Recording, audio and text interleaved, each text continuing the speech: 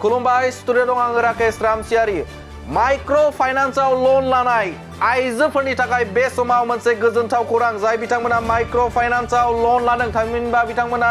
बे समाव लन लाना दं दा बिथांमोननि थाखाय आसाम सरकारा मोनसे गोजोनथाव खौरां लानानै फैदों लाख लाख आइजोफोरनि थाखाय मोनसे गिदिर खौरां फोसावदों आसाम सरकारा माइक्र' फाइनान्सआव दाहार लानाय आइजोफोरखौ बा आइजोफोरनि दाहारखौ रेहाय होनाय जागोन सरकारा जाय बिथांमोना माइक्र' फाइनान्सआव दाहार लाना दं बा थामहिनबा लन लादों दा बिथांमोननि थाखाय बे समाव गोजोनथाव खौरां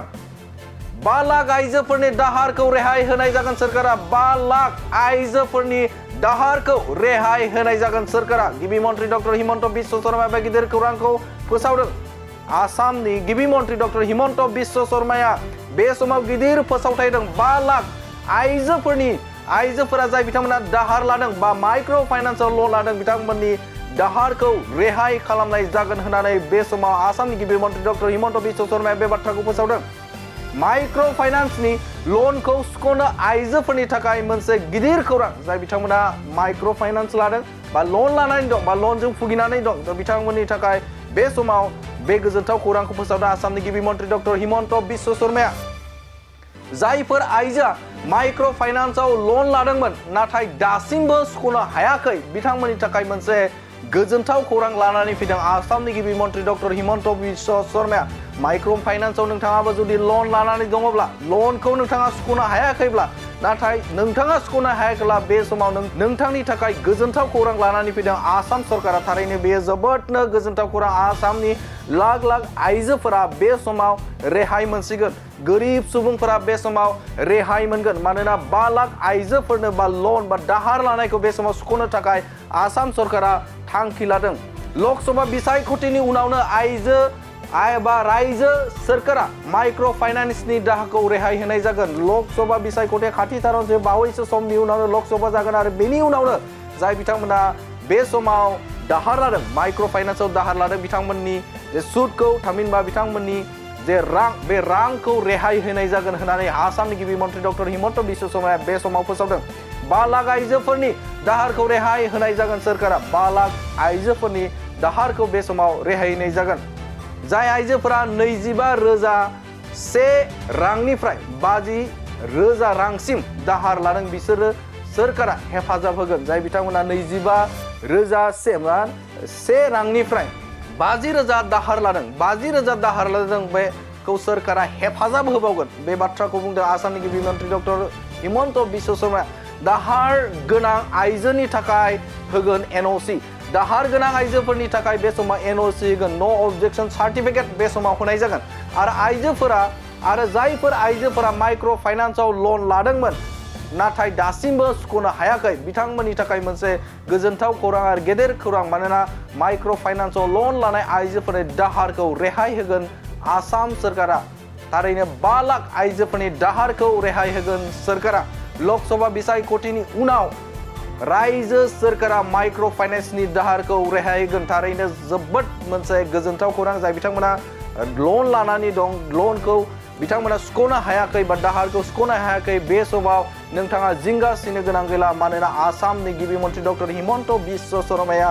लकसभा बिसायख'थिनि उनावनो बिथांमोननि दाहार बा लन लानायखौ सुख'ना होगोन होननानै बे समाव बुंथिदों बे समाव नोंथांमोननो बे गोजोनथाव खौरांखौ माइक्र' फाइनान्सआव लन लानाय जे गोजोनथाव खौरां बे गोजोनथाव खौरांखौ नोंथांमोननि गेजेराव होबाय गोजोन्थों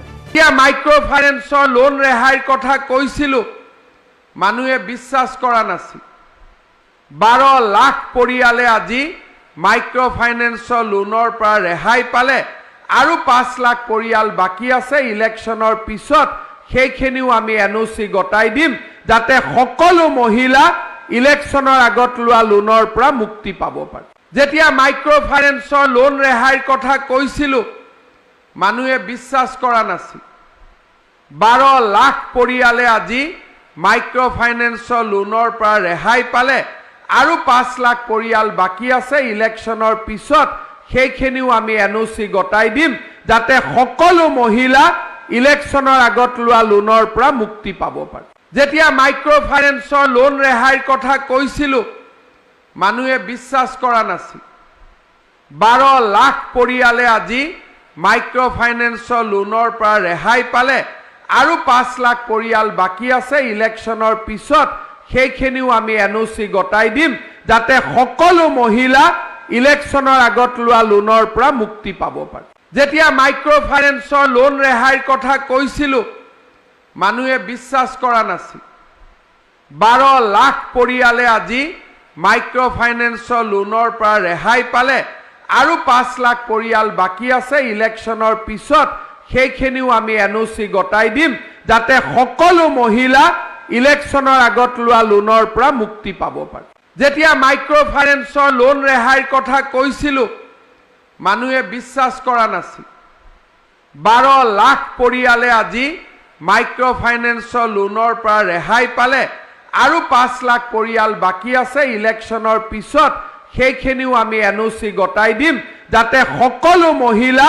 ইলেকশ্যনৰ আগত লোৱা লোনৰ পৰা মুক্তি পাব পাৰে যেতিয়া মাইক্ৰ ফাইনেন্সৰ লোন ৰেহাইৰ কথা কৈছিলো মানুহে বিশ্বাস কৰা নাছিল 12 লাখ পৰিয়ালে আজি মাইক্ৰ ফাইনেন্সৰ লোনৰ পৰা ৰেহাই পালে আৰু 5 লাখ পৰিয়াল বাকী আছে ইলেকশ্যনৰ পিছত সেইখিনিও আমি এনঅ'চি গতাই দিম যাতে সকলো মহিলা ইলেকশ্যনৰ আগত লোৱা লোনৰ পৰা মুক্তি পাব পাৰে যেতিয়া মাইক্ৰ ফাইনেন্সৰ লোন ৰেহাইৰ কথা কৈছিলো মানুহে বিশ্বাস কৰা নাছিল 12 লাখ পৰিয়ালে আজি মাইক্ৰ ফাইনেন্সৰ লোনৰ পৰা ৰেহাই পালে আৰু 5 লাখ পৰিয়াল বাকী আছে ইলেকশ্যনৰ পিছত সেইখিনিও আমি এনঅ'চি গতাই দিম যাতে সকলো মহিলা ইলেকশ্যনৰ আগত লোৱা লোনৰ পৰা মুক্তি পাব পাৰে যেতিয়া মাইক্ৰ ফাইনেন্সৰ লোন ৰেহাইৰ কথা কৈছিলো মানুহে বিশ্বাস কৰা নাছিল 12 লাখ পৰিয়ালে আজি মাইক্ৰ ফাইনেন্সৰ লোনৰ পৰা ৰেহাই পালে আৰু 5 লাখ পৰিয়াল বাকী আছে ইলেকশ্যনৰ পিছত সেইখিনিও আমি এনঅ'চি গতাই দিম যাতে সকলো মহিলা ইলেকশ্যনৰ আগত লোৱা লোনৰ পৰা মুক্তি मोनसे गोजोनथाव खौरां क'क्राझार सहरनि जेडे र'डजों नांजाबनाय गोजोनपुरि रयेल एनफिल्ड श'रुमनि गोजौआव थानाय आइ आफा बिएम इन्स्टिट्युट अफ पेरामेडिक्स बेखेवदों बे आइ आफा बिएम इन्स्टिट्युट अफ पेरामेडिक्सआ नोंथांमोननो लानानै फैदों देहा जोथोन लाखिनायनि माखासे आयदाफोरनि 2024-2025 मायथाइनि मुं थिसननाया फैगौ 15 जानुवारिनिफ्राय जोबथा मार्च दानसिम सोलिगासिनो दङ 10+2 नि उथ्रिसारनाय बिजाथि एबा फरायसाफोरा बे पेरामेडिक्सआव गावारि सोलोंथायखौ लानो हागोन क'क्राझार सहरनि गोजोनपुरि एबा गांजिमा बाजारजों नांजाबनाय आइ आफा बिएम इन्स्टिट्युट अफ पेरामेडिक्सआ नोंथांमोननि थाखाय गोदान मुं थिसननाय आयदाफोरा जादों medical laboratory technology first aid patient care and assistant nursing OT technician ICU technician radiology technician कर्सखौ 2 बोसोरनि गेजेरावनो आबुं खालामनानै बिएसएस डिप्ल'माखौ लानो हागोन लोगोसे गासैबो डिप्ल'माखौ लानायनि उनाव सोरखारि साख्रि मोननायनि सुबिदाबो दङ जुदि नोंथांमोनहा बेफोर कर्सनि थाखाय गोदानै मुं थिसननो गोसो दङब्ला आइ आफा बिएम इन्स्टिट्युट अफ पेरामेडिक्सनि नैबे जानबुं नम्बर 9395899391 एबा 8638391746 आव थोंजों सुलाद लाहरनो हागोन